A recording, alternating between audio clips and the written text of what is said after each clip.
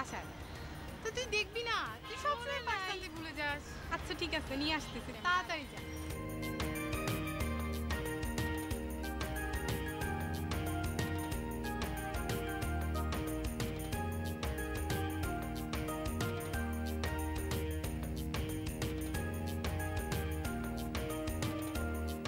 High.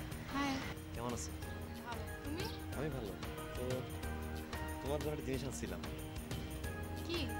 চিঠি আমি নিজে লিখছি। আমার জন্য? হ্যাঁ তোমার জন্য। শিওর? হ্যাঁ শিওর। তো তুমি পড়ে দেখো আর রাত্রেবেলা আমাকে জানাও, ঠিক আছে? Bye bye.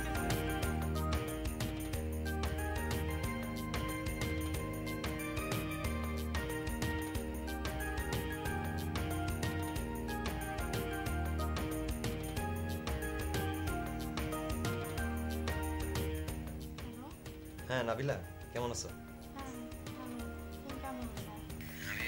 কিভাবে ভালো থাকি? তোমাকে না আমি দুপুরবেলা একটা চিঠি দিলাম। চিঠি? কিসের চিঠি?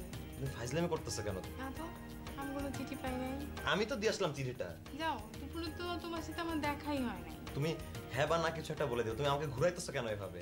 কাকে না কাকে চিঠি দিছো, এখন আমাকে এসে বলতেছো?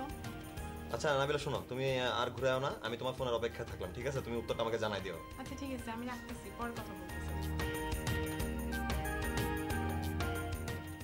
কি হয়েছে?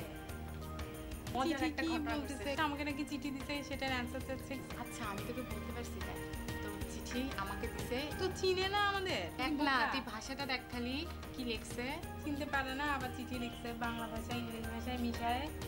ওই গিয়ে তো আচ্ছা ভালো মতো হয়েছে। বলতে হবে, সবসময় খাপাবো এখন থেকে, একটা তো ইস্যু পাওয়া গেল, সবসময় খাপাবো। তোকে চিনতে পারে না, চিঠিটা পর্যন্ত দিতে পারে না, আর জীবনে সামনে আসতে পারবে।